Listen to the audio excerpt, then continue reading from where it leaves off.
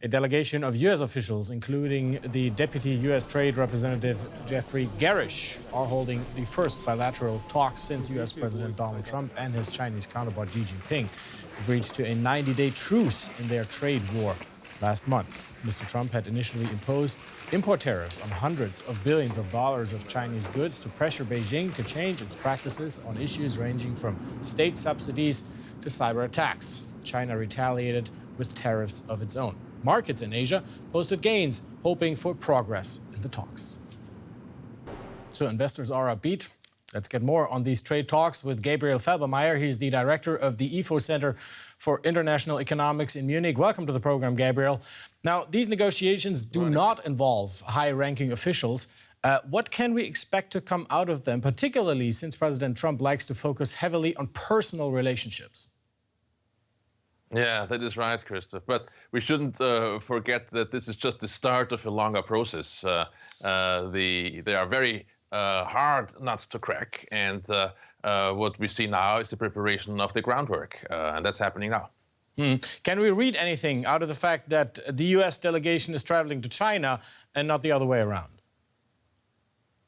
Well, as I said, this is a longer process that's starting right now. We'll see if both sides are serious in these negotiations. We'll see a lot of commuting between Beijing and Washington. I don't think that the fact that the talks start now in Beijing has any important meaning to us now. Of course, it's true that the psychology matters. It's true that day-to-day politics matters. It's also true that the stock exchange movements matter for the dynamics of those talks. So there is something to that. But I think generally speaking, it doesn't really matter whether the talks take place in Beijing or in Washington.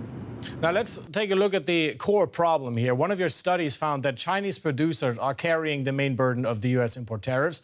But last week we reported that, for example, U.S. tech heavyweight Apple is aching under this dispute as well. Is there now enough incentive to bury the hatchet? So I would say that the evidence builds up that both sides are actually facing huge costs from that conflict.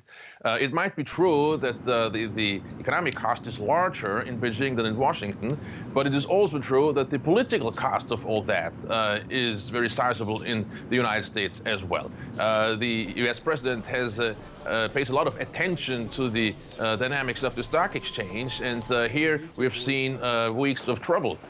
So that means that the U.S., despite maybe facing the smaller economic costs, are facing the higher political costs, and that makes them maybe ready for a compromise. Gabriel Felbermayr, director of the IFO Center for International Economics, thank you for your insight. You're welcome. And for some more market reaction, let's bring in our financial correspondent, Uli Bartz. Uli, investors in Asia, we're pretty hopeful that these talks will bear fruit. What's the word on the Frankfurt trading floor? Yeah, the same. The people are saying that's the only topic that counts at the moment. There's a small exception to that. I'll come round to that in a few seconds. But people are keeping their fingers crossed, and there's optimism in the market. There already was last week. The market soared on Friday, and so did the DAX here. So did European shares. When you look at the start today, it looks like the enthusiasm has waned a bit, but it's keeping at this level, and that's an important message that the markets are sending. Of course, if it went the other way, if trade talks faltered, then it would go the other way here in the markets as well. Also, optimism on the Fed in the United States, taking it easy on the markets in terms of further tightening. That's also playing a role in this market sentiment. Uli Bartz reporting from the Frankfurt Stock Exchange. Uli, thank you so much.